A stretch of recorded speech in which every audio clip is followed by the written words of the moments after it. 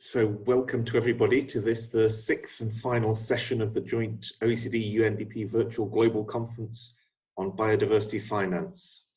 And this is session 6, which is going to focus on a new biodiversity finance agenda for 21 to 30.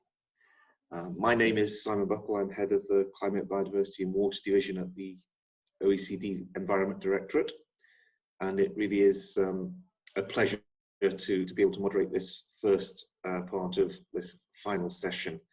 I'm going to hand over partway through to my colleague Katia Karasakis, who many of you will know very well. And I've got some slides that I just want to go through in terms of the process and structure of this session. So if I could have the next slide, that would be kind, Sarah. Right. So this is just some general guidance. I hope you can see that on your slides, on your screens. You can enlarge it a little bit if you want to. But basically, this is to give you a few hints on how you can rename yourselves, because it's really helpful to us if you can put your name and country or organization on your little portrait picture in the screen. I've done mine the other way around. I've put the organization first. Matter of preference, but it's easy to see then when people are speaking from an organization. But if you prefer to put your name first, that's fine too. Just helps us to know who you are, especially when you come to use the chat function or put your hand up during the meeting. And we do encourage a really interactive session, so feel free to use that chat function that you can find on the bottom of your screens. If you move your cursor down to the bottom of the Zoom screen, you should see there's a menu of options, one of which is chat, and you can just press that. It brings up the chat screen on the right hand side, and you'll be able to do that. Alternatively, if you want to signal that you'd like to raise a question, you can either raise your hand electronically by pressing the participants icon, and that also brings up a screen on the right hand side, and then you'll have a little button that says raise hand or lower hand if your hand's already raised, and that will alert us to you wanting to raise a question. If all that fails, just wave your hands and somebody will pick it up that you want to ask a question. If we could have the next slide, that would be great. So this is the final session, as I said, and so it's perhaps just worth recapping what we've done in this virtual series that's taken place over 3 separate days over 3 weeks in April. And you can see the names of the sessions there. We've had 5 so far. State of Biodiversity Finance in 2020 was the kickoff, and we're ending with a new biodiversity finance agenda for 2021-30. So there's a nice symmetry and forward momentum there. The second session was on a new paradigm for tracking biodiversity expenditures and effective budgeting. We've had sessions also on identifying and reforming subsidies harmful to biodiversity, estimating financing needs, and developing effective biodiversity finance plans. And then just this morning, we had a really interesting session on the private sector and finance from a range of leaders and experts in the field. So that was the quick overview, and I think as before, it's great for us to hear from national experiences and the lessons learned, and also how this is going to evolve in terms of the political process over the next months and into 2021 now, of course, given the delays that are inevitable given the COVID crisis to the international agenda of environmental meetings. So next slide, please. So as you can see, we've got a really excellent range of speakers to address you all today.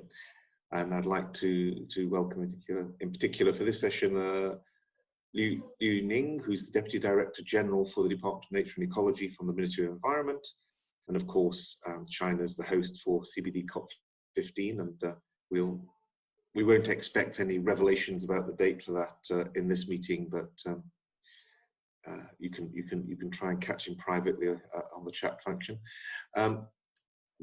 Minister Goldsmith from the UK was going to also be a speaker in this panel, and it's a sad loss, but we have a very worthy replacement in Cheryl Case, who's head of environment and biodiversity at the DEFRA.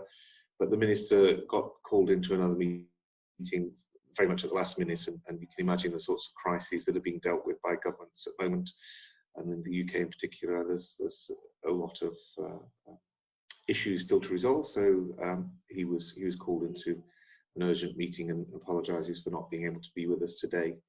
And of course, UK is another host of another COP, this time UNFCCC COP26, which again will happen at some point next year. And finally, we're really very, very pleased to welcome a very well-known expert on biodiversity and biodiversity finance, and a very good colleague and friend, Minister of Environment and Energy from Costa Rica, Carlos Manuel Rodriguez. So those are the speakers in my session, but then Katia is going to take over and moderate the second session, where we have an equally great lineup. And Tracy Cumming, who's a member of the CBD Technical Expert Panel, will be speaking, and so will Ines Velea, the co-lead on resource mobilization under the Convention on Biological Diversity. So this really is getting some very interesting and authoritative perspectives on the process. So let me leave the slides at that point, and we can clear the screen, I think. And I can invite Deputy Director General Yu Ning to please make your address, and the floor is yours for 5 minutes or so. And I'll just mute myself now, and it's good practice for others if they're not speaking, just to keep the mute button on so we don't get any feedback during the presentation. So if you're ready, Deputy Director General, Liu. Yes. May I start? Absolutely, please go ahead. Okay, thank you. Thank you, Simon. Thanks OECD for organizing the virtual global conference on biodiversity finance. Ladies and gentlemen, distinguished participants, good afternoon.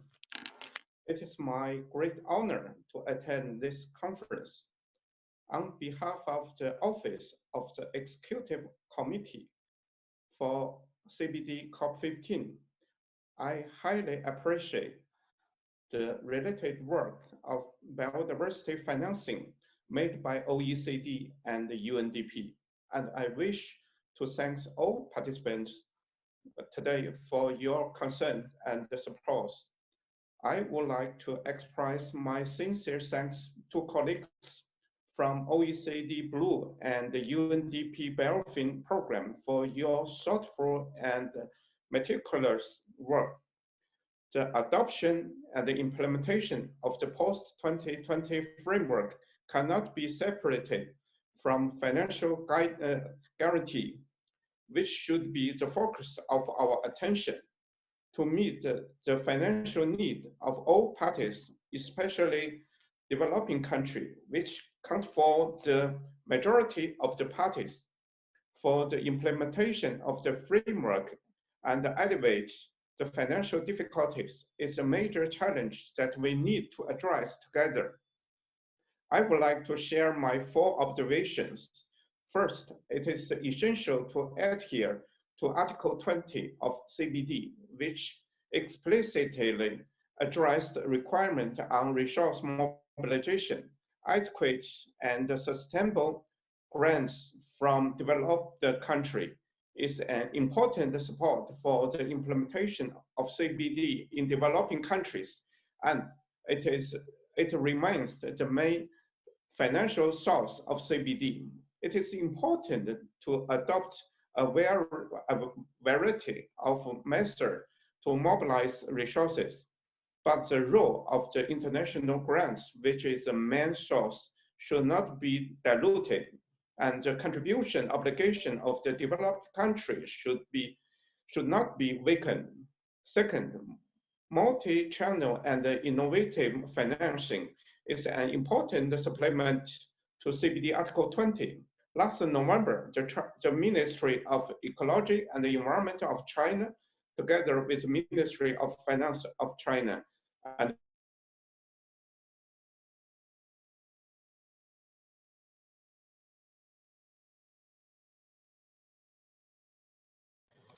I'm sorry, Deputy Director General, we can't hear you. Is it possible that we can just send him a chat message, please?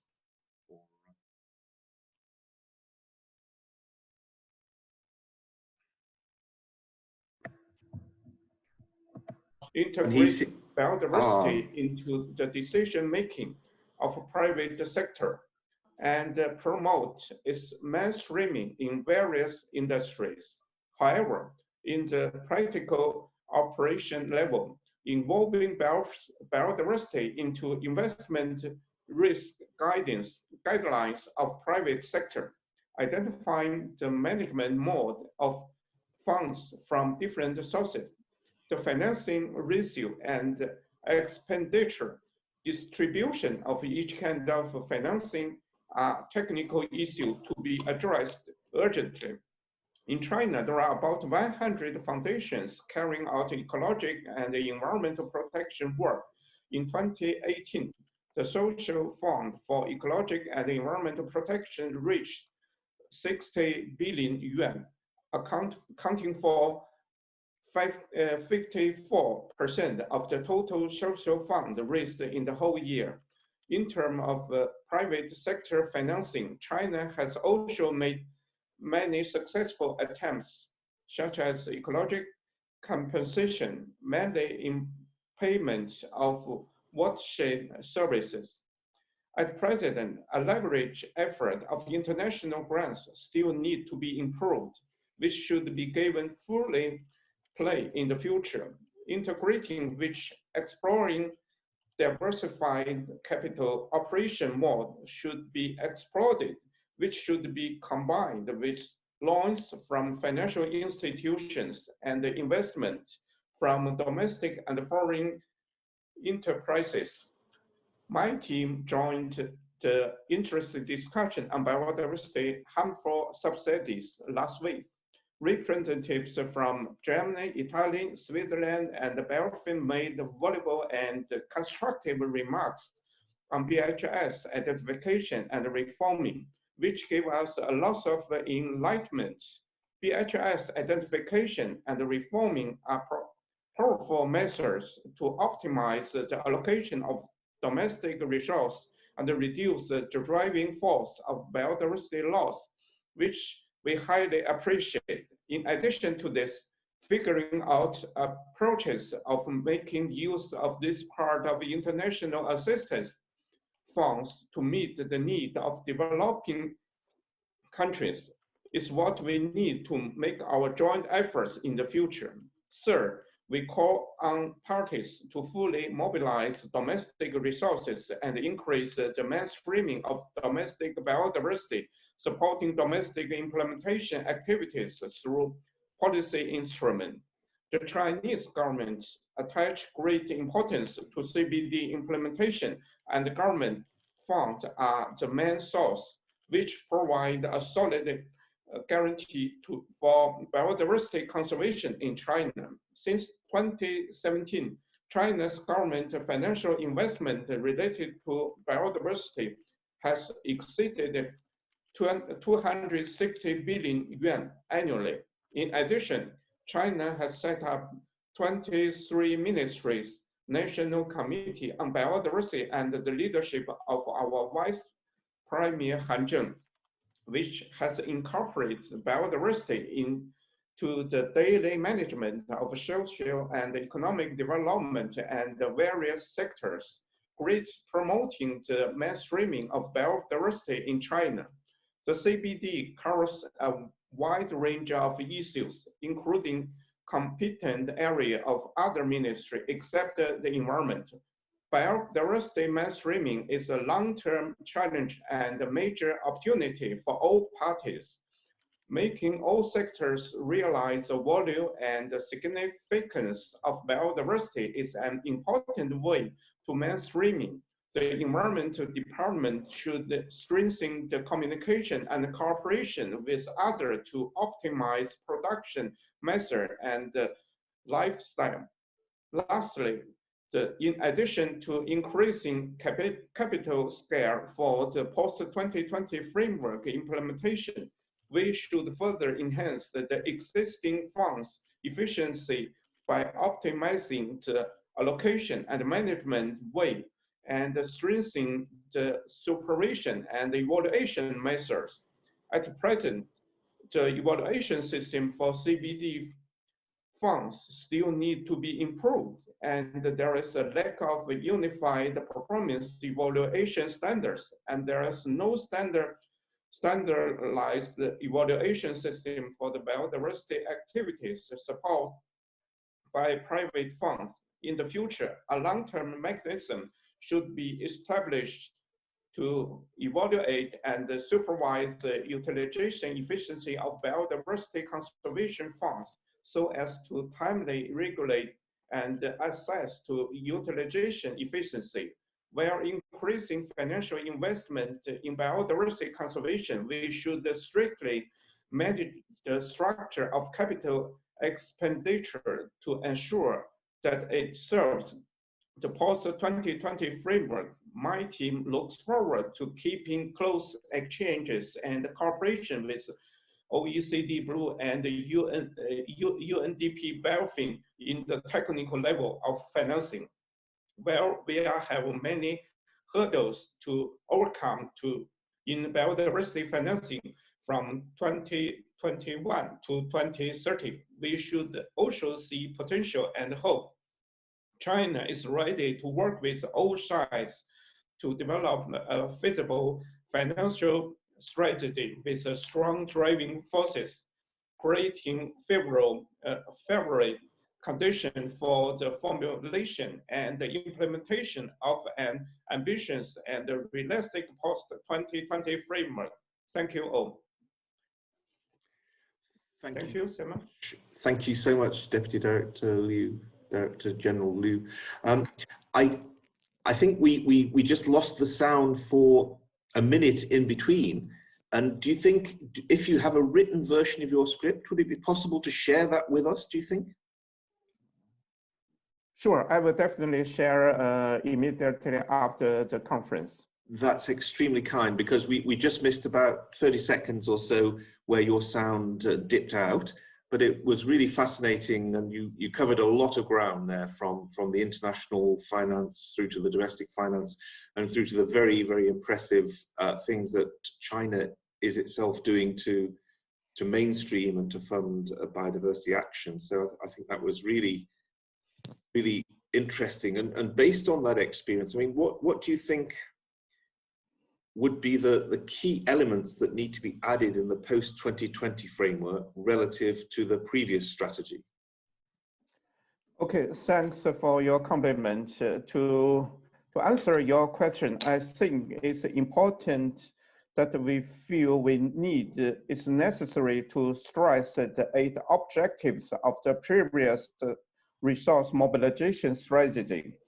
There is a lack of relevant objectives that directly address the effectiveness of the use of funds and capacity building.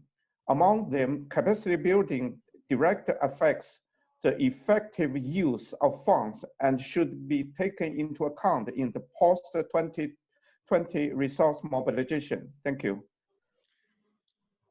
Thank you very much indeed. And I think what we can do is we can put some questions on the chat, and we can perhaps pick some of those up at the end of these presentations. But I'd now like to turn to Cheryl Case, the Head of International Biodiversity and Environment at DEFRA. And we know that the UK is going to be putting nature very firmly on the agenda of the climate COP, which is very welcome. So Cheryl, perhaps over to you to make your remarks. Thank you very much. So I'd like to start off by apologising from Lord Goldsmith. He very much wanted to be here and join in this virtual conference today, but as you had mentioned earlier, was unable to. So I'm very pleased to be able to stand in on behalf of him as the Head of International Biodiversity and Environment for DEFRA and the United Kingdom, which of course includes the UK's input to negotiations on the CBD. I'd like to start by thanking the OECD and UNDP for hosting this conference in really difficult times. This will be an important stepping stone in the development of the post-2020 Global Biodiversity Framework. And although our desired timetable for 2020 has been disrupted, this does not mean that our ambition has been diminished in any way. Meetings such as this are really important for maintaining momentum. The OECD is contributing valuable work in the area of biodiversity finance, including their reports to the G7 environment ministers and their follow-up analysis of global biodiversity finance flows. And these will be valuable inputs to the discussions around resource mobilizations under the CBD. Such expertise and information will also be necessary as we work together to build a resilient and sustainable recovery to the COVID crisis. We know from the OECD's analysis that globally we invest around $80 to $90 billion per year in biodiversity finance, but we also know this is far less than is actually needed. The UK's ambition for CBD COP15 is to secure an ambitious post-2020 framework that reflects the urgent need to respect nature and all that it provides us. Securing finance on this scale will require multiple sources and multiple actors. Some resources will be new, some will be a refocusing of existing resources to achieve more than one outcome, which we think is very important, and some will come from redirecting environmentally harmful subsidies. A radical rethink is actually needed globally on the approach we have taken traditionally in these areas. Climate change and biodiversity loss are intrinsically linked and need to be tackled together. And as COP26 hosts, along with our partners Italy, the UK has committed to ensure a joint approach to these crises. Nature-based solutions could deliver up to a third of the cost-effective mitigation required by 2030 to meet the Paris Agreement's goals. They offer really strong benefits for climate change adaptation and human livelihoods. However, only 3% of global climate finance is currently spent on nature-based solutions. And in the run-up to the COPs next year, we'll be working with other government partners, international financial institutions and the private sector to bring public and private financing together in support of such solutions. The UK has a really strong story to tell here, and at the UN Climate Action Summit last year, the UK committed to double its international climate finance to at least 11.6 billion over 5 years. Among other things, this uplift in funding will support the protection of vital ecosystems such as forests and mangroves. Going forward, the UK is committed to investing a greater amount of climate financing into areas that benefits both climate change and biodiversity. Last year, our Prime Minister announced a £220 million package of investment aimed at halting the unprecedented loss of habitats and species and saving those that are most at risk. The boost in funding will help strengthen existing work and allow more projects to be supported through our Illegal Wildlife Trade Challenge Fund and the world-renowned Darwin Initiative to protect nature for generations to come.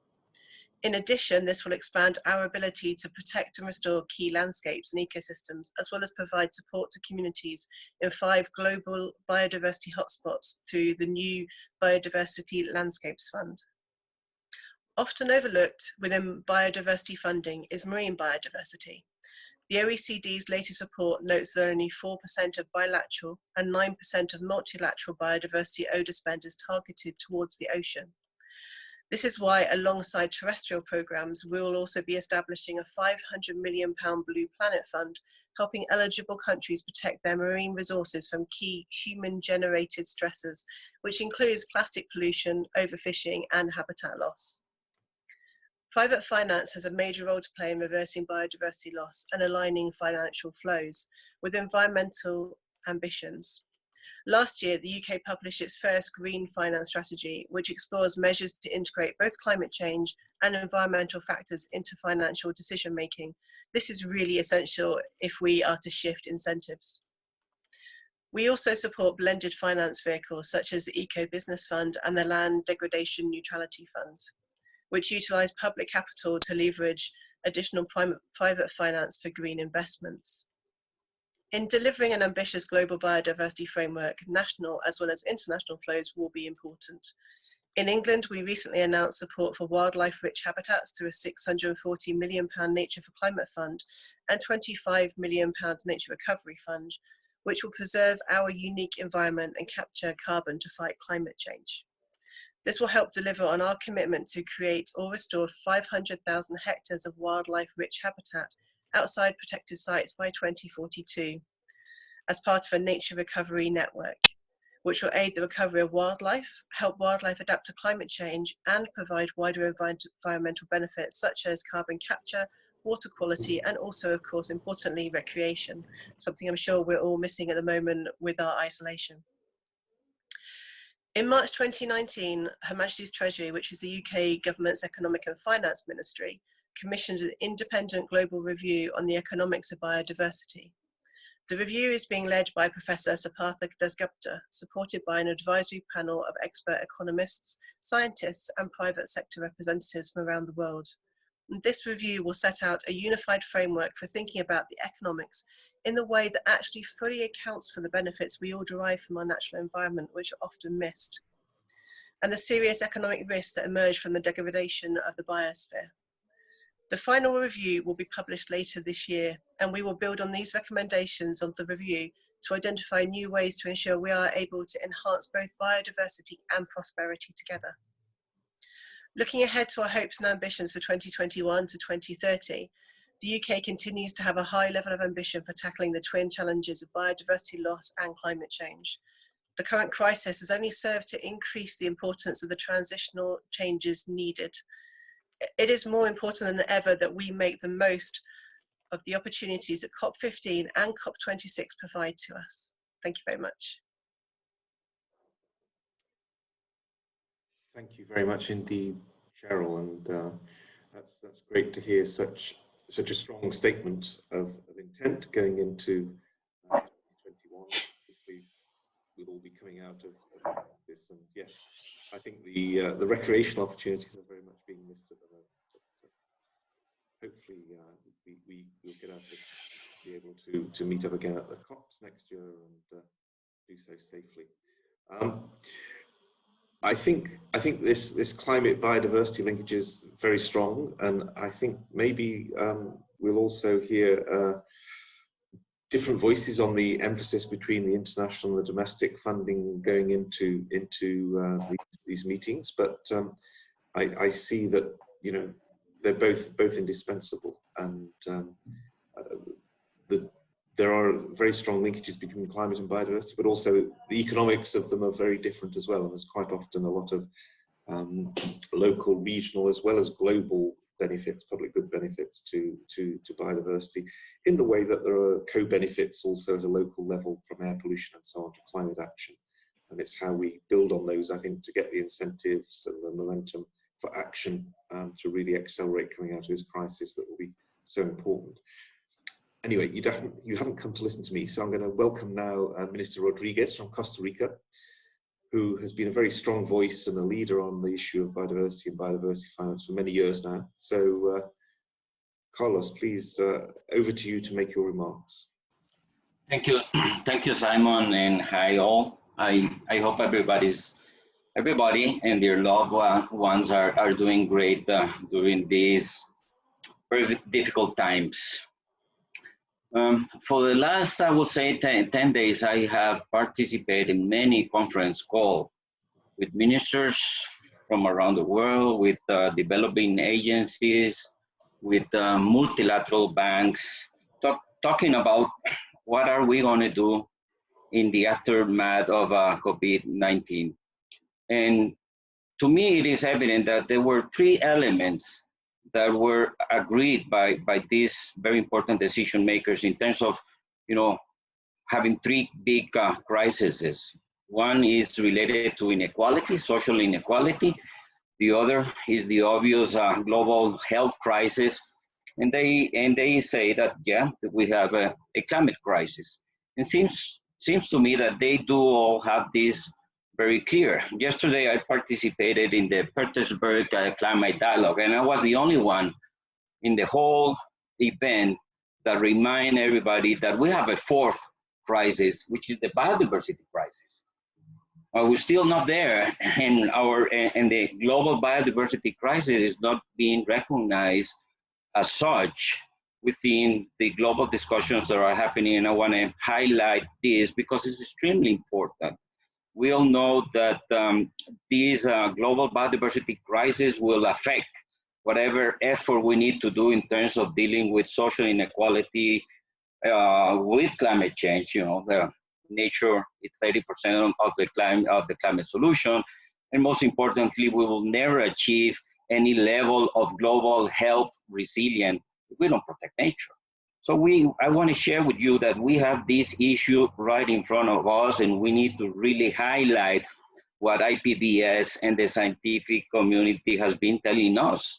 And I want you all to remind you that yes, we have a very, very serious biodiversity crisis, and we need to put it up front. We have lost 60% of wild biomass in the last 40, 50 years. We have lost 90% of the big predators of the ocean. If we see how many mammals are there in this planet, 96% of the mammals are humans and livestock. Just 4% of that is wildlife. And yes, IPBES tells us that if we continue business as usual, we will lose 1 million species from the planet. And by the way, I think IPBES is wrong, because we will lose more than 1 million species because we still don't know how much biodiversity is in the planet. And most probably that number will rise up to 5 million, 10 million species if we continue business as usual. And that is why now we need to really position biodiversity conservation and nature conservation in the broader political arena, where people and decision makers, governments, societies, private sector are talking about social inequality, health issues, and climate issues. Biodiversity is going to underpin all of those other solutions, and we need to act quickly and respond to the science. That is why Costa Rica, together with France, is leading this high ambition coalition for nature and people, where we bring not just the scientific information and recommendation in terms of protecting 30% of the land and the oceans, but most importantly, this is the way by which we can really contribute in the climate agenda. So in the context of the post-2020 framework, Costa Rica and France are leading with a group of 25 countries, a high ambition coalition that can help countries agree on setting as a minimum a goal of protecting 30% of the planet. And let me tell you, the work that has been done in the open-end working group, led by our very good friends, the co-chairs, Francis and Basil, is an excellent process. We feel very comfortable. But again here, and my points are the following ones. If we see what we fail when we set the 2010 target, and if we see how we fail on the Aichi targets, the bottom line is that we haven't generated consensus and agreement on how to mobilize financial resources for nature conservation. And initially, we depended a lot of ODA for nature conservation, and we haven't been able to really understand how do we mobilize resources from all sources in an effort that has never seen it as such before. But in order to do that, in order to put the last piece in this puzzle, because we have all the science, we know where the key biodiversity areas are, we know where the carbon and biodiversity blends, we know how to restore landscapes, we know how to build and work with corridors and connections, we know where the endemic species are, we know where the indigenous communities are, and we have advanced a lot in recognizing rights to indigenous communities and farmers, and the gender equality issue is already there. But we haven't put the last piece of the puzzle, which is the economic information. You know, particularly, where is the money coming from? And I think that here is where Biofin has been opening a new dimension of research and decision making, because it is incredible that we have all of this scientific and technical information, And we don't know how much money do we need to invest at the global level to protect nature and to really fund the targets that has been set in the past and that will be defined for the future. We don't know. We got numbers, and there's many reports around it, but we need to really tune up the mechanism. We don't know how much money do we need to implement all of the NBSAP from every single country. We don't know the size of the gap in between what we invest globally and what we need. We got ideas. And if we see the numbers of the CBD high-level panel for resource mobilization, we are really behind what we should be mobilizing. And I think that Biofin, which is a bottom-up effort working on more than 30 countries, is giving the information we need to really complement the high ambition goals and targets that are being discussed within the open-end working group. And the information that is coming is really good, really strong, and let us understand how we can be more efficient and more smart to mobilize resources. Particularly when we do the biodiversity expenditure reviews. Because believe it or not, very few countries really understand how much money they are investing in nature conservation. And in many cases, they tend to believe that it's the Ministry of Environment or the National Park Service, the only ones who invest in nature conservation at the country level. But when we see the results and the findings of the biodiversity expenditure reviews, we see that there's a lot of very good information, there's a lot of investment being done, and those investment does not respond to the national biodiversity strategies. I'll go with the case of Costa Rica as an example. 5 years ago, if anybody asked me how much money does Costa Rica invest in biodiversity conservation, I will simplistically will say $100 million because that's the budget of the National Park Service.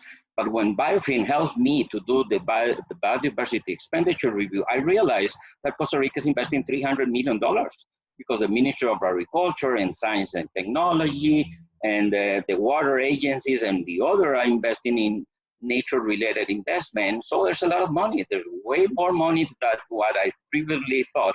And my challenge at this point is not necessarily to bring more resources rather than to align, politically align those investments within my NBSAP.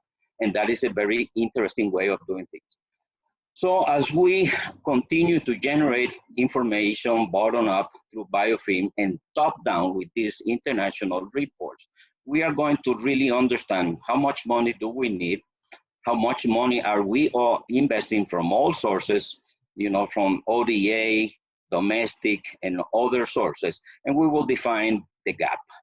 With that gap, we need to really approach in two ways. One is to understand that countries need to do way much better in mobilizing domestic resources, and this is where particularly non-fiscal resources, and I think that there are two areas that we can work very well. One is the blend finance with the private sector and the banking sector, but others are very important decisions. And one that I think is a cross-cutting policy in terms of mobilizing domestic resources is associated to a green tax reform. And in this context, the tax on carbon is really important. I think that, that nowadays, because of the price of oil, thinking on a carbon tax, not just because of the climate benefit, but also for the potential to use those resources in a payment for environmental services, for forest conservation in key biodiversity areas is a low-hanging fruit for me, and this is something that we need to mobilize. The other element to narrow down the gap is to generate more policy coherence. We invest many more times resources that generate a biodiversity loss than what we invest in nature conservation. So we need to map all those perverse incentives and investments and begin the hard political process to phase them out. And as we phase out those negative investments, the financial gap will narrow down a lot. So I think that Biofin is really playing a very important role in moments that we are in these very complex negotiations. I hope that Biofin countries can come together as a like-minded group within the negotiations and be able to increase the bar of ambition in terms of domestic mobilization of resources. And I want to highlight this. We can pressure industrialized countries in the north to double the ODA flows and funding, that will never be enough. It won't be until countries realize that it's in our own self-interest to mobilize more smartly and efficiently domestic resources for nature conservation that we will narrow down the gap. And I would like to finalize with two comments. One is that today we invest probably around 0.05% of global GDP in nature conservation. As simple as that. We need to be bold and ambitious on how we may set some financial resource mobilization and financial targets in the context of the post-2020 framework. I strongly believe that we need to put a target of mobilizing 1% of global GDP by 2030. Without an effort of this dimension, I think we will fail to fully implement whatever the new framework may look like. And my final comment is to thank all of the donors that has been and countries that has been supporting the biofilm project. This is one of the most important and productive projects that I've been engaged in. And I hope that they continue supporting biofilm, because we are in this critical stage of generating a lot of information in moments that we are in the door of the COP15. So thank you all. Keep it safe and have a good day. Fantastic. Thank you very much, Minister. That was great, very inspiring, very powerful. And just to reassure you, in terms of OECD messaging, we are very much with you. We think that the biodiversity is the fourth thing in that list that you mentioned. And Angel Curia, the Secretary General, in fact, addressed via video the meeting on the 15th and gave a very strong statement that we can't go back to business as usual, and we need to build our economic systems in a way that value nature as the central source of our health and well-being. And the UNDP Administrator Achim Steiner, again, also made a very powerful statement at that meeting. So we're really pleased that you managed to get that over in the Petersburg discussions this week. So thank you for that. Now, there are some questions coming through, and I'm not sure how much time we've got, Katia, so I don't want to delay things too much, but I mean, there's one thing that we can reassure people on just very quickly is that if Cheryl, you've got a script, and we know that Deputy Director General Liu had a script he's going to send to us, that would be really very much appreciated by a lot of the participants who were really impressed by the number of funds and so on, but probably didn't take it all in at the time, and they'd like to just get a record of that so they can have a look and go back and see what they're doing. And I think that would be really helpful. So even if you could provide us some links to the funds if you haven't got a script, that would be great. And I think we've got sort of an interesting question here, which probably cuts across all three speakers, and I'm not asking you, I'm not going to put you on the spot to answer if you don't want to, but the mainstreaming issue is clearly key. And what opportunities and challenges do you see, for example, to the three speakers in mainstreaming biodiversity with agriculture? Just a very quick answer, and then I'll pass over to Katia afterwards to take forward the next session.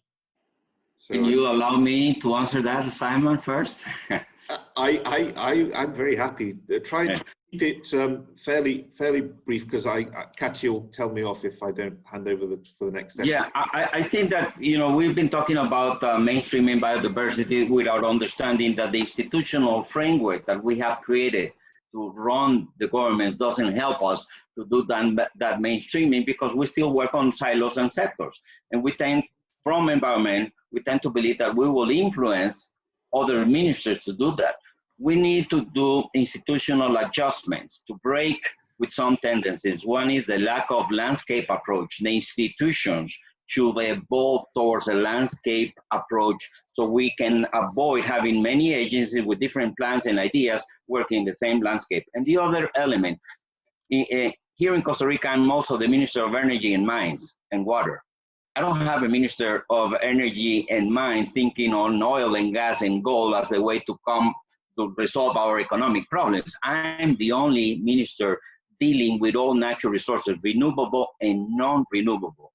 We need to do institutional changes so we can be able to mainstream biodiversity policies in the right institutional framework. So my takeaway, my message is we will never achieve any goal of mainstreaming biodiversity with the same institutional framework that in first place has created the problem we want to solve today. Okay, thanks very much, Minister. So, Deputy Director General Liu or Cheryl, do you want to say? I don't think you don't feel obliged, but if you want to, please take the floor. Just any final remarks or? Yeah, I'm happy to, if you can hear me. Absolutely, go ahead. Yeah, so yeah, mainstreaming is really important, but it's not an excuse to say we're already doing this. We actually have to change the way we do things. We need to make sure that this is done through every sector and every area. So agriculture is really important, but so are things such as planning and development. So one of the things the UK has announced is that going forward, as we've now exited the EU, you know, our development can't go forward unless there's a net positive gain for biodiversity. So I think it needs to be intrinsically linked in, but not just in terms of, you know, government saying, oh, we're ticking the box and we thought about biodiversity, but truly doing things differently. And I think that's something that in the UK we're very much looking at and we're discussing with many other countries. But I think the other challenge with mainstreaming is making sure we join up our finances. So we are going on in every meeting about nature-based solutions, because there is never going to be enough money to do what we need to do. And so when we're thinking about climate change, we must be thinking about biodiversity. When we're thinking about land degradation, we must be thinking about biodiversity and climate change. You know, we have to link all those things together, and that will be critical as part of the mainstreaming. So the COPs coming up now next year are critical opportunities, but we should look at all the sectors as we're going forward on this to make sure that we're delivering across the board. Thank you very much indeed, Cheryl. And Deputy Director General Liu, if there's anything you wish to say at the end.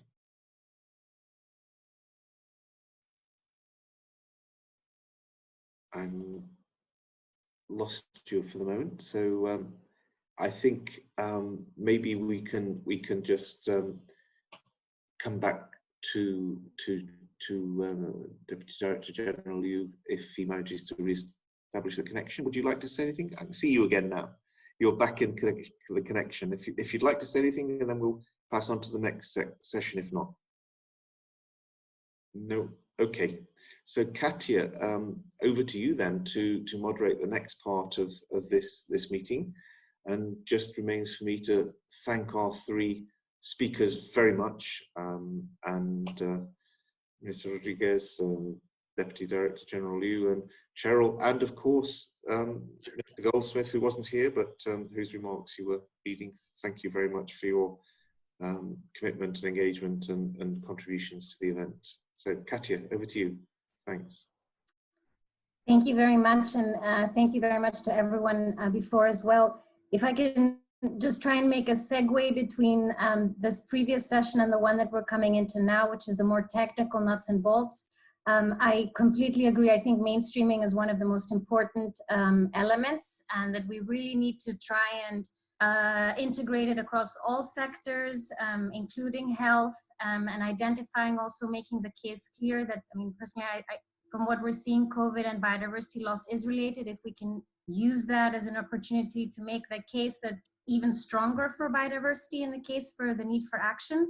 But I also think in the context of mainstreaming that one of the things that we can try and improve on, there's room for improvement, is how to better monitor and evaluate biodiversity mainstreaming across the different sectors.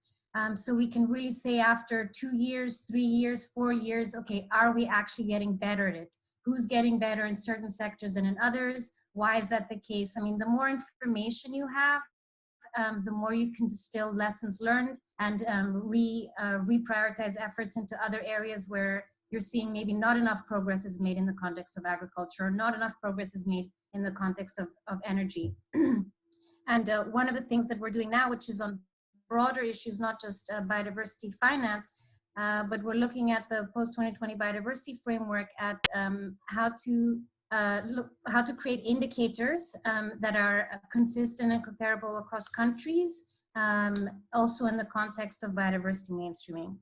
But anyway, with this, I'd like to move on with the more sort of technical session in a sense. And it's my great pleasure to introduce Tracy Cumming, who's on the CBD Technical Expert Panel on the post-2020 resource mobilization. We did have a presentation from Jeremy Apple in session 1 on the state of biodiversity finance, and also from Jascha Pfefferholz in our other session on finance needs. And with this, I'm very happy to introduce Tracy, also because she's going to be presenting on preliminary insights. Thank you.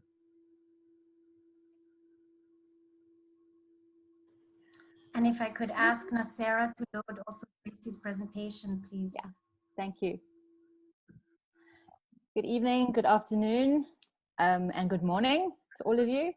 I am very excited and honored to be talking to you all today about the third report of the expert panel on resource mobilization, which is due to be released by the CBD Secretariat in a week or two. I'm going to be liaising with Nazira on slide flip, so if you hear me say next, I apologize, that's me talking to Nazira. Thanks, Nazira.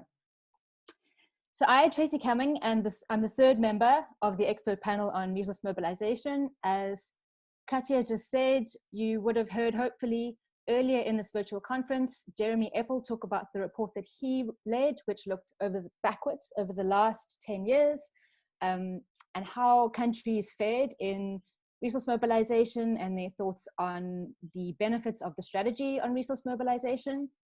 In session 4, you would have heard Jascha Pfefferholz, who's been working very hard at estimating the resources needed to implement the post-2020 global biodiversity framework. And I have been leading on the third report, which looks forward over the next 10 years. This report has the unfortunate title of A Contribution to the Resource Mobilization Component of the Post-2020 Global Biodiversity Framework, which is a bit of a mouthful, but in essence, it's a report that aims to present a strategic approach and recommendations for resource mobilization for the post-2020 Global Biodiversity Framework. The messages in this report have been drawn from input from parties, from experts in the field, from formal submissions, from workshops, from meetings, and from studying many detailed reports on pertinent topics. Today, I will have the opportunity to share with you just our key messages and to dive in occasionally to some of the meatier detail in the recommendations that we're making in the report.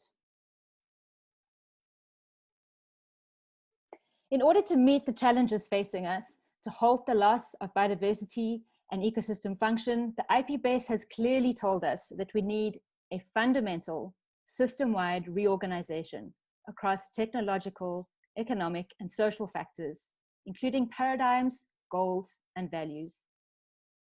We believe that effective resource mobilization will require transformative, inclusive, and equitable change across economies and society. The approach to resource mobilization that we've put forward is built around 3 interconnected components. Firstly, reduce or redirect resources causing harm to biodiversity. Secondly, generate additional resources from all sources to achieve the objectives of the convention. And thirdly, enhance the effectiveness and efficiency of resource use. As I talk through these components further, you'll hopefully see that mainstreaming as a way of working, as a way of doing things, is a fundamental approach to all 3 of these components. The long-term strategic approach to mainstreaming, the LTAM, which is also being developed and should come out around the same time this report does, describes mainstreaming as a tool, a solution, and an overall approach. And the expert panel on resource mobilization completely agrees with that. It's a way of doing things that helps us achieve all 3 of those components. You'll also see that there are important roles to be played by not just the public sector, but also the private sector, and specifically the finance sector. The next few slides go through each of these three components one by one. For each component, I will talk through the main activities that we believe should be undertaken. I will also zoom in on just one of these activities under each component.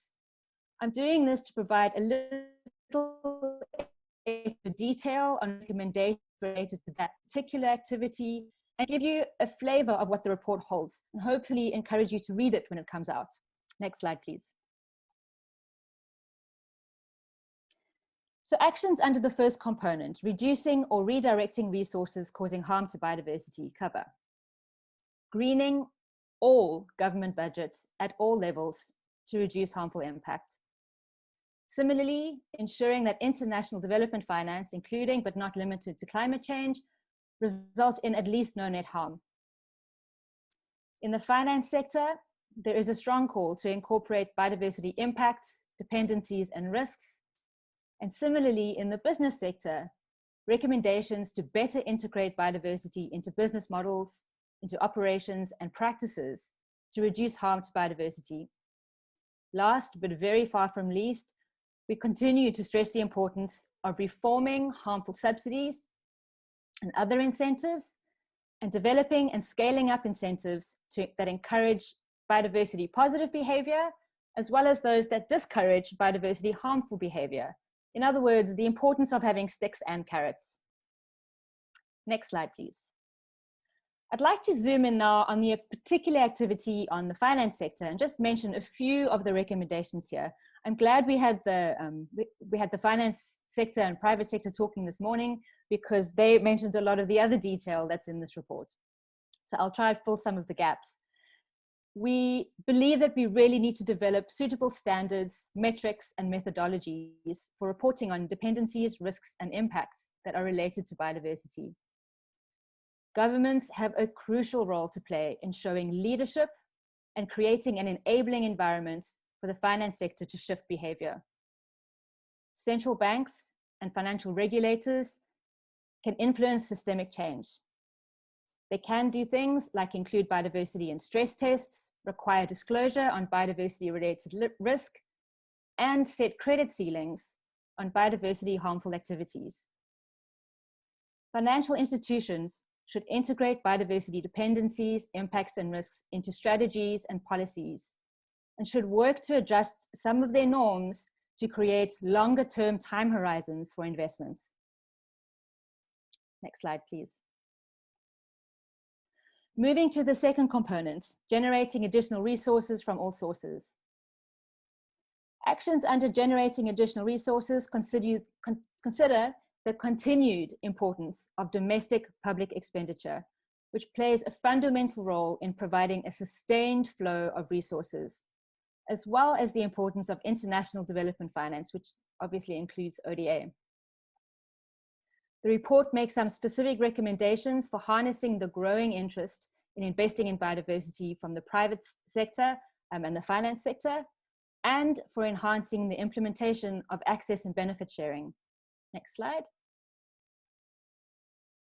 If we zoom in to international development finance, we see the importance of increasing both direct and indirect funding flows for biodiversity.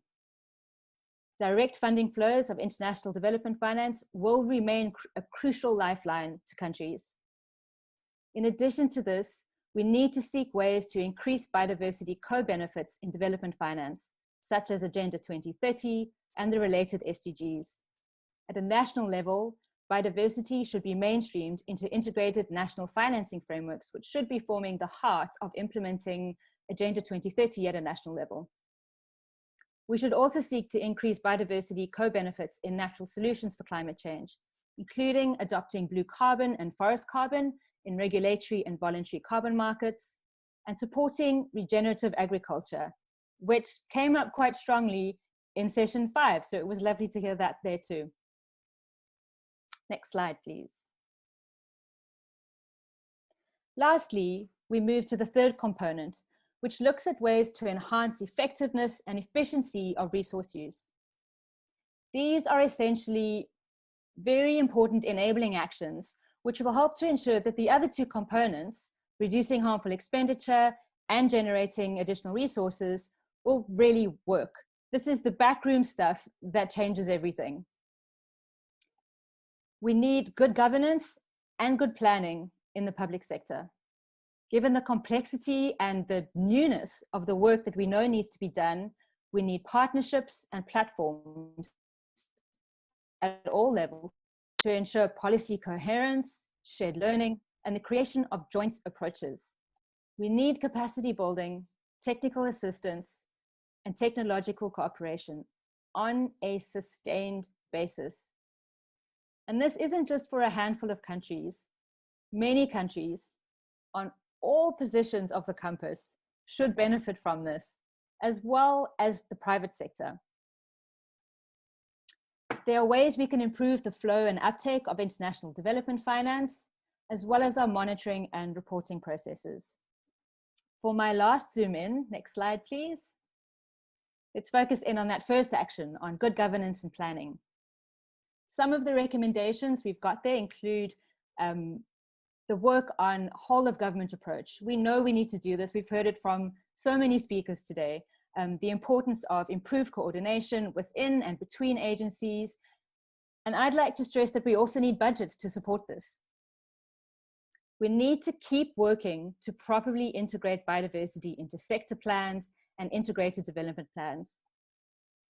NBSAPs are more effective when they are formally recognized and have more impact when they address drivers of change, including economic drivers of change. Ideally, the implementation of NBSAPs should be costed. We believe that all countries would benefit from developing national biodiversity finance plans alongside their NBSAPs. And these biodiversity finance plans should cover all three components of resource mobilization: reducing harm, generating resources, and enhancing resource use. Next slide, please. I hope that this approach to resource mobilization, which we know is a core element of the post-2020 Global Biodiversity Framework, provides a valuable starting point to collectively chart a path forward and to create just, transformational change and build resilient economic systems. Thank you. Well, thank you so much, Tracy, for that really excellent presentation, and also for giving us a sneak but comprehensive preview, I think, of the report. And also just to highlight, I mean, it's very nice to see. I mean, it sounds like it resonates a lot with both the OECD work and, for example, the 10 priorities for action that we identified in the report, Biodiversity, Finance, and Economic and Business Case for Action, the need to reduce harmful subsidies to biodiversity, the need to track those better, which we track at, for example, the need to scale up finance, also the work on through the biodiversity expenditure reviews of BioFin, putting in place positive incentives, etc. So all of that it sounds very comprehensive. What I'd like to do now is, you may have seen there are a few questions that have come up. There's one, for example, from Julian Callas. I will open the floor in a moment as well and pass for some other questions to all panelists as well, but I'd like to start first by taking a couple of questions here. So there's one from Julian Callas. Do you think increasing commitment of parties members towards policy of open data on biodiversity and biodiversity financing could be key to reach your goal 3 and enhance the effectiveness and efficiency of resource mobilization? For example, that's one question. Others are also very welcome to respond to these questions. Would you like to that a little? Yeah, of course. Yeah.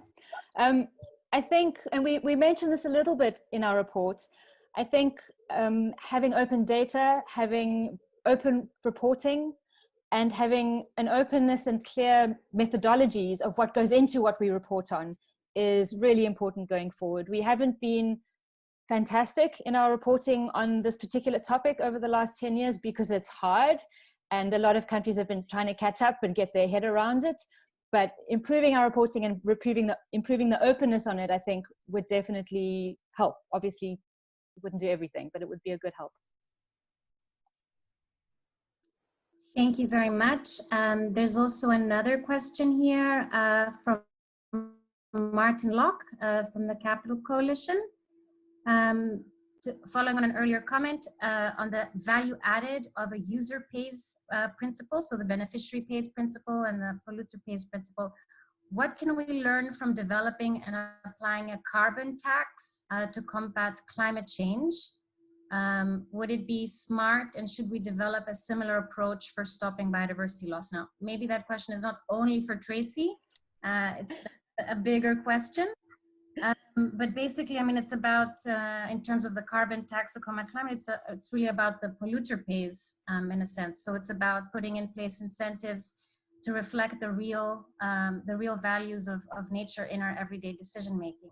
So if others as well, Tracy, you're very welcome to take this question, but if others as well, I think that's an important question.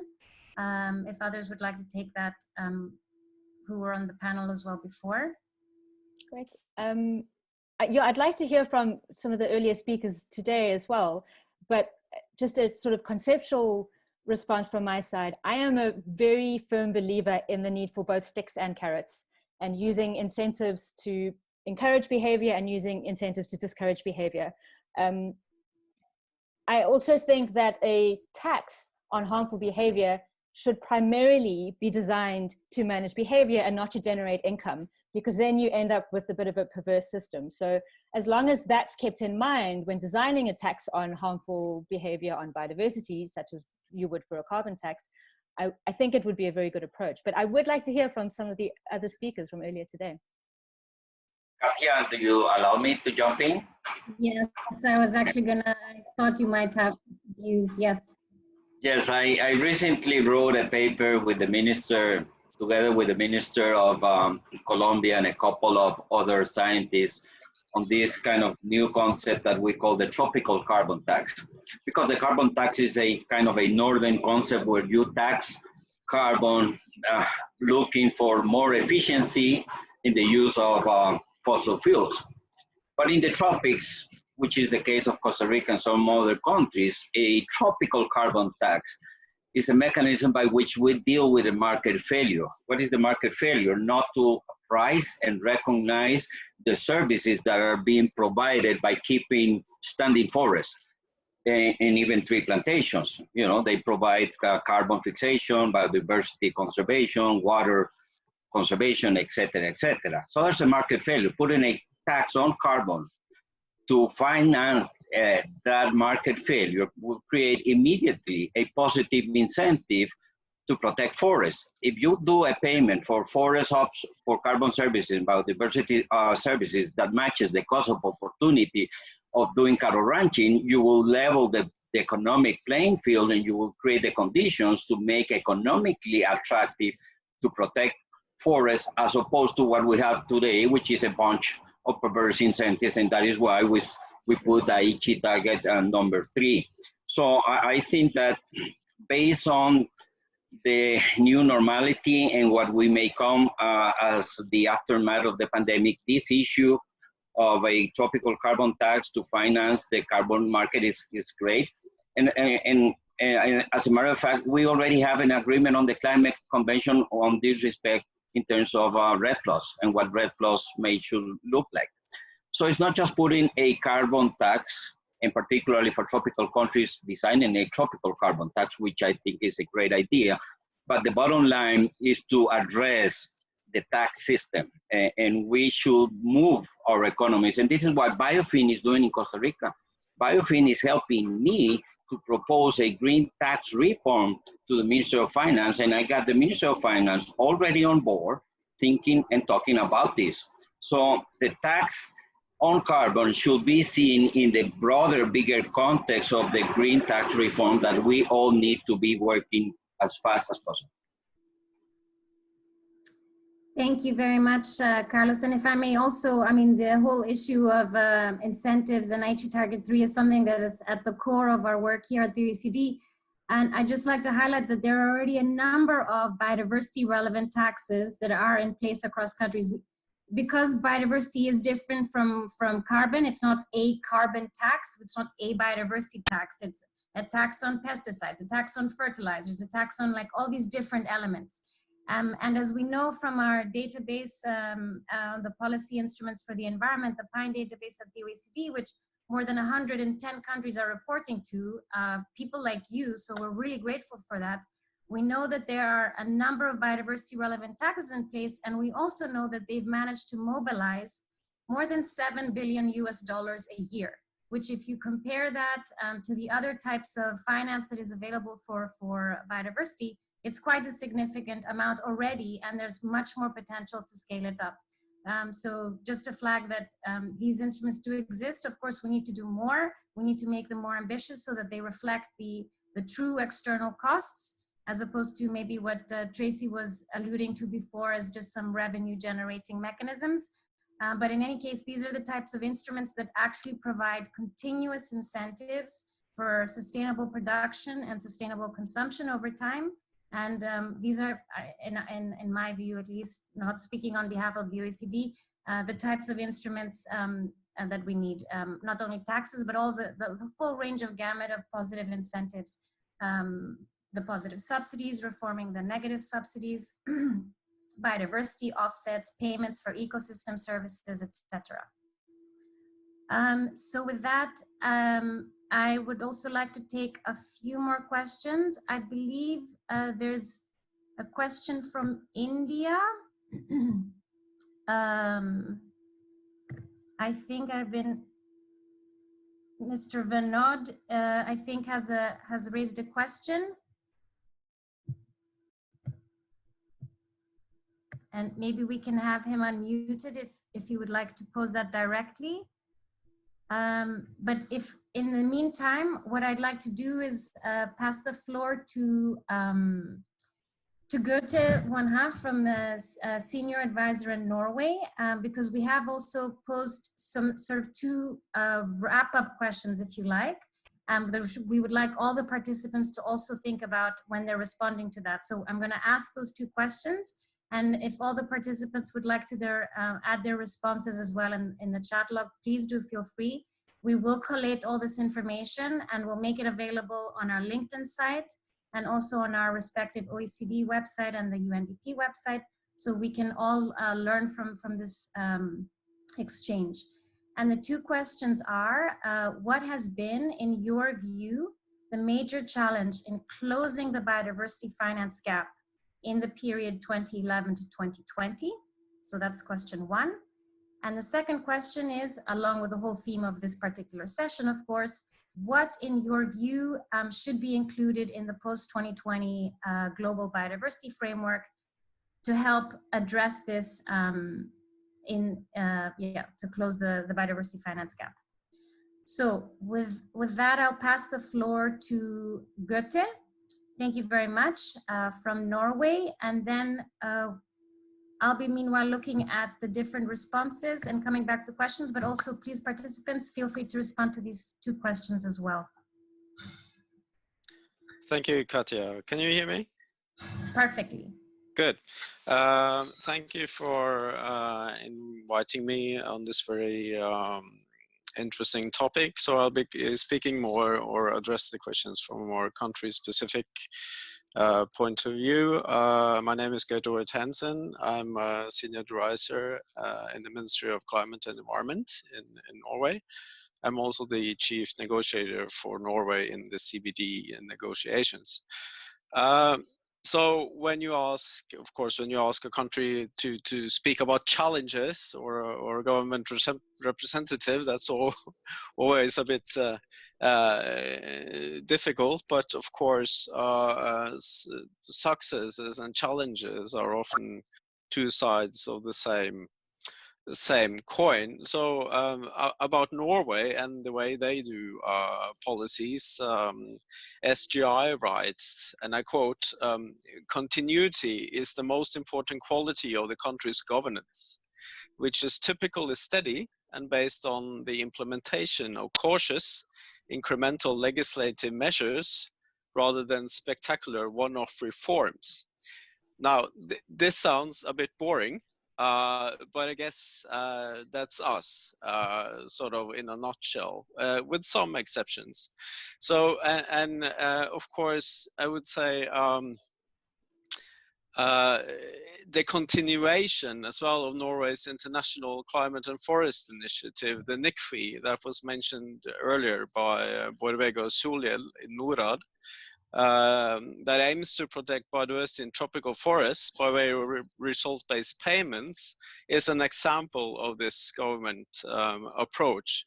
So whenever you get the sort of on an exceptional basis these reforms going, it's always, of course, a challenge to keep these projects running, because of course, as you all know, we run on yearly budget, and every year there's a sort of the government has to decide, or the parliament that is, on which expenditures that has to go on and which shouldn't. So I guess from our point of view, biodiversity finance is always there's always the challenge of the yearly annual budgets that you sort of have to defend from being lowered, and then we sort of get to the issue of government structure as well, which already some have commented on, which is also linked to the issue of mainstreaming, which Carlos was talking about.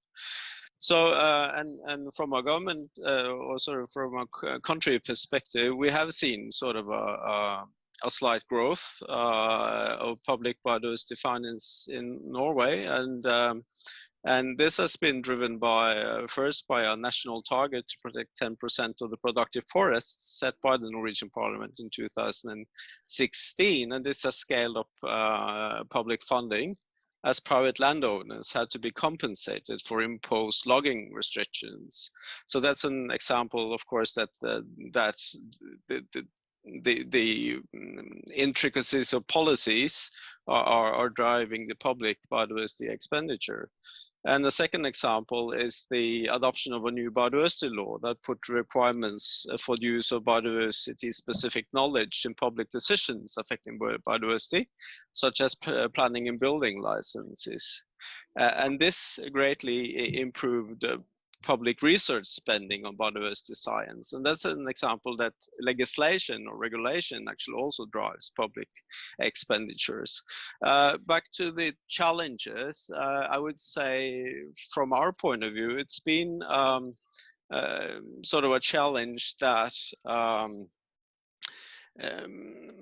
with the exception of the sub-target on doubling international aid, which has been achieved, the national targets have maybe received less attention. Maybe the Aichi targets here were too general to be implemented, or that they did not reach the right actors or authorities. And that's also a sort of general comment on the ambiguousness of many of the Aichi targets, that they are too broad, too vague, and that causes challenges for the implementation of national policies as well. So that's something we clearly have to address. And then moving on to your second question, which is the post-2020 global biodiversity framework, and what I would like to see there in terms of resource mobilization is that we should learn from the rather weak implementation of the Aichi targets and engage a broader set of actors. So building on existing financial mechanisms such as the GEF, take a whole government and community approach and engage financial institutions and the private sector. And here, of course, Biofin has shown how to engage ministries of finance to develop realistic implementable national biodiversity finance plans on the basis of national biodiversity strategies and action plans. And of course, this always comes now from the Norwegian government when we talk about post-2020, and that's to stress the importance that we agree on an implementation mechanism or an improved structure for implementation, which also resource mobilization is a part of. So new smart targets are important. We fully agree on that, right? But equally important is to put emphasis on the system or the structure that we need to spur parties into action for the next 10 or 20 years in the decade of Kunming, as we can call it. So moving on from the Aichi decade to the decade of Kunming. So now we report every 4 years, and that's it. So there is sort of no concerted approach to implementation. And a new structure should allow for assessment of gaps, both in ambition, implementation, and means of implementation, and increases the potential to address them as well. And it should also provide for regular political intervals for taking stock of collective progress towards the post-2020 goals, because this will, in its turn, have the effect that it will drive ambition, exactly as in the field of climate change. So this should be in order to provide an updated sense of direction and to inform a next round of national planning in order to raise the ambition of action. So we need this sort of interplay in our view between a global biodiversity stocktake and national biodiversity action plans or commitments. So it needs to lock into this sort of iterative process that also includes finance, because of course an ambitious framework would need to be financed as well. So there's two sides of the same coin. And lastly, I would like to stress the need to promote transparency, accuracy, and completeness, consistency, and comparability as well between countries. Thank you. Well, thank you so much, Goethe. That was incredibly comprehensive, and I mean, it covers so many. It covers all the elements really, because you do need to be able to put the systems in place, to structure it in place, and then to monitor and report. So the transparency and accountability elements are ones that we also believe are critical and have been working a lot at the OECD to try and promote that. Through a number of different elements of our work, but also through the biodiversity work that we have here. I'm amazed and so excited in a sense about the explosion of chats and responses to the questions, but I'm also a bit concerned about our time. And we do have Ines Verley as well. So I would like to pass the floor to Ines Verley now. I'm happy to keep the session open for a bit beyond 4:30, of course. I mean, beyond Ines presents, for anyone who's willing to show, you know, an extra 10 minutes so that we can come back to some of these questions and have more exchange. But just in the order of time, I would like to pass the floor now to Ines Verley, if that's all right with you, Ines. And thank you, Katja. Let me start by saying that thank you very much to both OECD and BIFIN for organizing these very interesting and timely virtual sessions. And it is my honor and my pleasure to share some of my reflections on the post-2020 Global Biodiversity Framework today in this new reality. Next slide, please.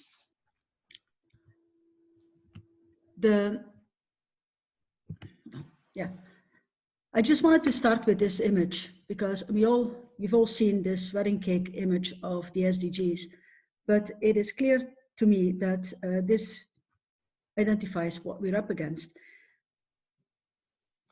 Biodiversity is at the bottom of it. You take it out of the equation, the entire wedding cake crumbles down. So without biodiversity, integrating biodiversity in the socioeconomic reality, you will not be able to reach the SDGs. And it was very encouraging this morning to actually hear a lot of actors, and not just this morning, but in all the previous sessions also, to hear actors, public and private, that stress that point. And there's no discussion about that. And if you can go to the next slide. The thing is, we're starting to see the consequence, we're starting to see the consequences of that biodiversity loss. It's more than ever a global crisis. And it's not an environmental issue. It's a socio-economic crisis. It's a problem with far-reaching consequences when we fail to recognize the central role of biodiversity to society. It affects water, it affects food, nutrition, health, and it also affects those developing countries and IPLCs that are most at risk.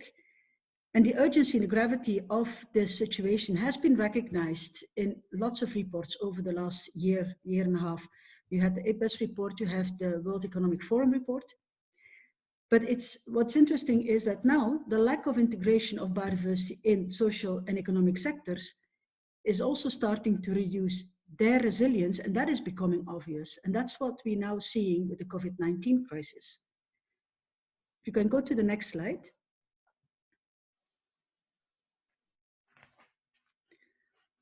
I'm sure several of you saw the article by the IPBES experts that appeared earlier this week, where they actually say that COVID-19 stimulus measures must save lives, protect livelihoods, safeguard nature to reduce the risk of future pandemics.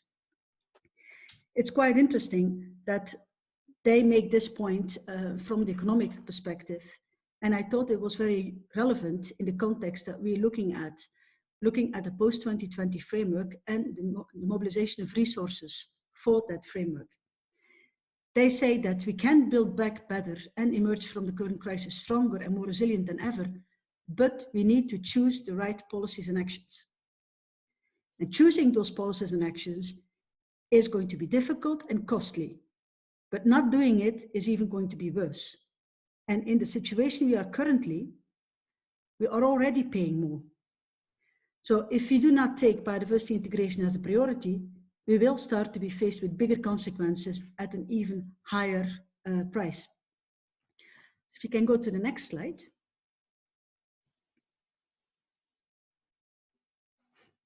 Yeah.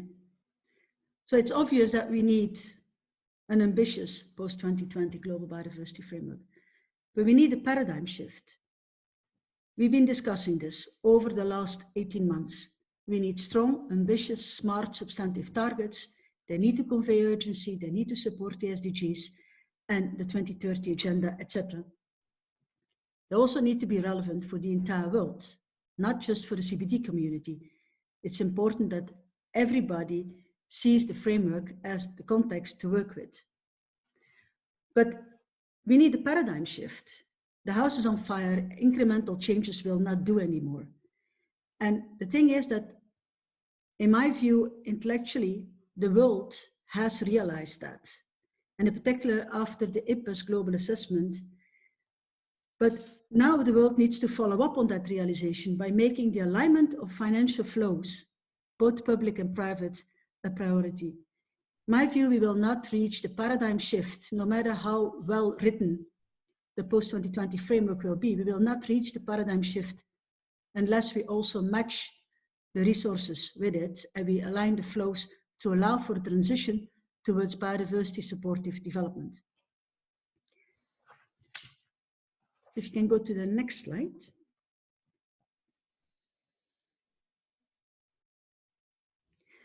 And that brings me to the whole idea of resource mobilization, what we've been discussing here, what we've been discussing over the last months, basically. And it's interesting that views are converging on what is needed. And I was very encouraged also by what I just heard from Tracy. It's very much in line with what we heard during the resource mobilization workshop that took place in Berlin and in the discussions we've been having in the margins of the Open and Working Group too. And it's looking at the three elements of resource mobilization. Tracy went into a lot more detail, and I'm sure her report will be able to give us all the details that we need. But just shortly, to me it's clear that first, do no harm. It's a medical credo, which I thought was very timely and appropriate for this situation we're in now. But it's basically, if you do not destroy, you do not need to mend. And that's about policy coherence across all the sectors, all the areas. It addresses subsidies, it addresses the link with climate change, and it's a very important starting point. And then, of course, it's the increasing and aligning of finance for biodiversity, both public and private, domestic and international.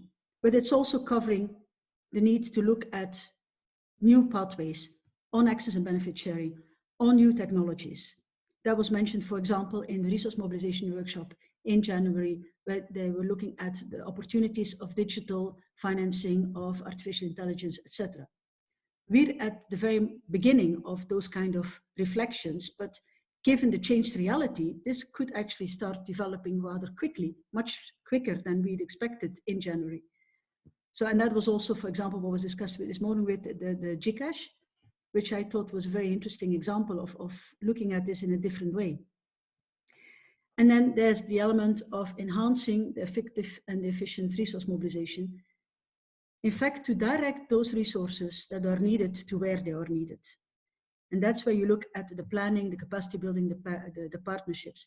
And that's all of the elements that, from what I understood from Tracy, will be more developed in the report. So I'm not going to go into more detail in that. But what I would like to discuss with you is the following, and I'd like to go to the next slide. That is that the three approaches are interlinked. Yeah. Reducing the need and enhancing efficiency very often in themselves need new resources. And a lot of countries are having trouble with domestic resource mobilization because the domestic resource mobilization in itself also often needs resources. And it's very encouraging to hear that many big players in government, development banks, NGOs, business, etc., they're all heavily engaged in finding ways to scale up resource mobilization mechanisms and approaches that can help bring part of the solution to the table. But to me, all of these things, they're all very important. Don't misunderstand me. They're all very important. We need to look at all the elements that are being raised by the people that are developing these tools, these instruments. But it remains fragmented. And it seems that we are lacking striking power because it is not looked upon as more of a structured approach.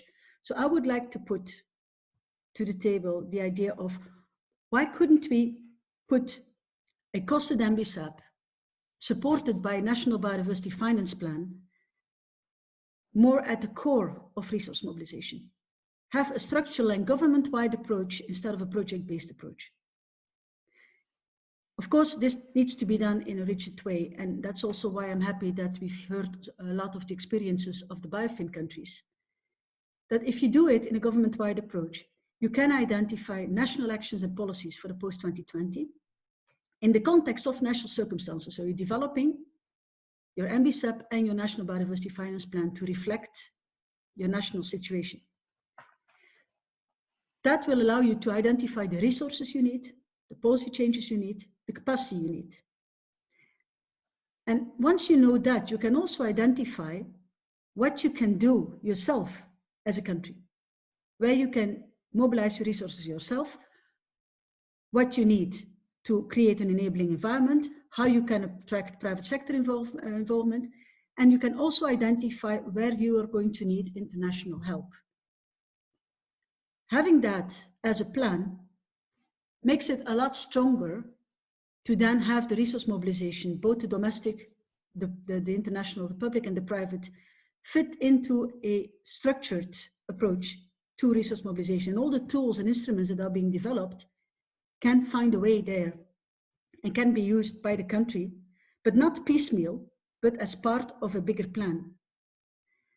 And from what I understood over the last months, talking to a lot of people and hearing a lot of the experts looking for ways out of this conundrum, having a structured approach would give more support and would give more confidence to private sector investors, public investors.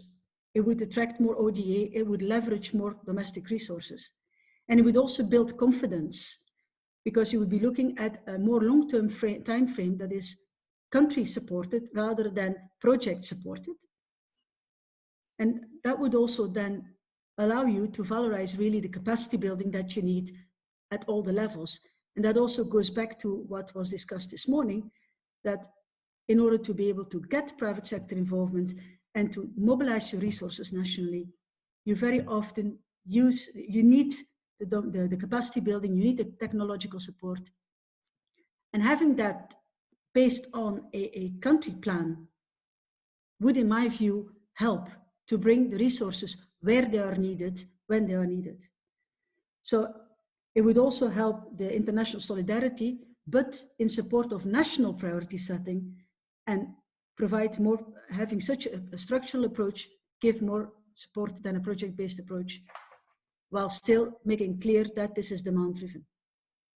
So to me, that this is an idea that I would very much like to see developed or explored further over the next months, going into the discussions, because it seems to be providing like a vehicle or a cradle for all the other developments to find a way in a way that it really helps the countries to move forward under their obligations towards the goals of the framework. So this is maybe a different way of looking at things, but it's something that was discussed and was included in previous target setting under the CBD, but always in a softer way and more like an afterthought. We were focusing on generating flows, generating international support, looking at subsidies, looking at mainstreaming, but again, all more disconnected. And all of these elements are extremely important, but I would like to see if we can give them a place into a more structured way that is owned by a country, all the countries. I'm not just talking about developing or developed countries, but all the countries according to their own national priorities. So this is something I would like to put to the table.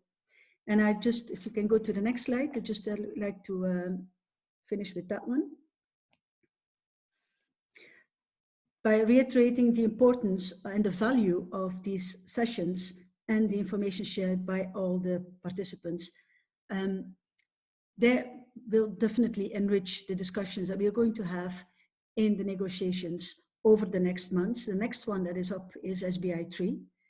We will be looking at the expert reports, as Tracy explained, from herself, from Jeremy, and from Asha. Also, the report from the Berlin workshop on resource mobilization. And personally, I would feel that it's very important that also the information that was shared here by the OECD and Biofin interventions and the sessions would really enrich the discussions. So I'm looking forward to having a chance to further discuss it there. Thank you very much, and yeah, looking forward to your comments. Ines, again, thank you so much for that excellent presentation and its like comprehensiveness, starting from top down and going then into the more nuts and bolts. What I'm, at least from my perspective, I feel that there's actually quite a bit of coherence in the different messages coming across from all the different panelists and the speakers. And there have been a lot of comments on the side with regard to the two questions that were asked for all the participants. I mean, it's very difficult to go through them and create a tally already on which one's got the, you know, the highest number of comments, I mean, in terms of the thematics. But some elements that I very quickly picked up, and I apologize if this isn't, you know, accurate at this point, was reforming harmful subsidies came up a number of times. The need for biodiversity finance, national biodiversity finance plans, and the need to deliver better public budgets as well. And again, I feel like we need to start wrapping up because we are already 10 minutes late.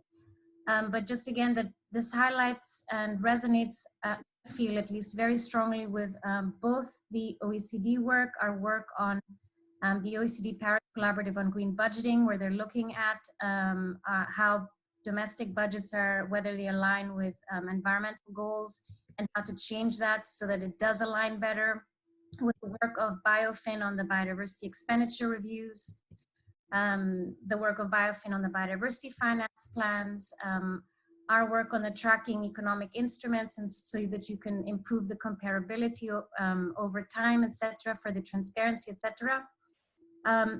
So it's been a real pleasure to have all of you here and to have all of this engagement. I'd like to thank all of you. I would like to first pass on to Onno, the Global Biofin Manager, to say his remarks, and then I will close at the very, very end. I'm really sorry, it would have been so nice to have more time.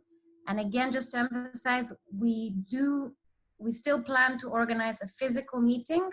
So a real global conference, not just a virtual one. And we hope all of you can join, which will allow us much more time for discussion, breakout sessions, you know, working things further out. For now, I'm going to pass on to Onno. All right, thank you so much, Katja, and thank you everybody for your very active contributions. We have so much material. I think we could have gone on a few more days, but we are already over our time. And what I would really like to say here is that, Katja, around 2 years ago, I think we came with the idea to do something together for a global conference. And I think looking back, it has been a great idea and something we have to keep in mind for the future. I think this is the kind of partnership that we need for the post-2020 framework. We need stronger partnerships, and we hope that this conference is a sort of seed that will grow into an even broader partnership involving many of the organizations that and countries that we have seen in this conference in the past days. But what I really want to say is thank you so much for the OECD team for hosting this meeting, and to Rodolfo and Simon, and of course, especially you, Katja, for leading this and taking on a huge chunk of the organizational work here, and also your other team members, Edward and Sarah and others, and especially the IT team. I think it has been a tremendous job, and it's been a relatively very smooth conference. And it's our first time actually that we did such a conference. So I just want to say big compliment from our side. Wonderful, and it's a good sign for moving ahead to the future, to work together on other activities, virtual, physical, and anything in between. Thank you so much, Onno. And I mean, you echo exactly. I mean, it's been such an incredible pleasure to work with all of you from the UNDP side, Ekin, Gamze, Serhat, Marco, Mariana, the whole team. It's been a real pleasure from our side, and we certainly would like to continue in the future. I hope it's been really interesting and constructive for all the participants as well. And we will try and summarize all of this. So we have our LinkedIn. If Elodie, if you could place the last slide here. We created a LinkedIn site, as we've known for the past couple of sessions. We also will be putting together our websites. We have our website up here ready with just the presentations for now. The recordings will come up. UNDP will be doing the same thing, and we'll be providing a summary record of the different sessions. And please do stay engaged in LinkedIn. So on that note, I'd like to thank all the participants. We've had, over the 6 sessions, more than 420 participants that have registered. You've been incredibly engaged. I hope we've helped a little bit in this process of the COVID, the fact we couldn't do this in real. A huge thank you to all the speakers, the panelists, the moderators, and of course the UNDP and the OECD teams who've been working behind the scenes. And Onno, oh yes, big thank you to you as well. It's been a real pleasure. And until soon, everyone. We'll see you soon.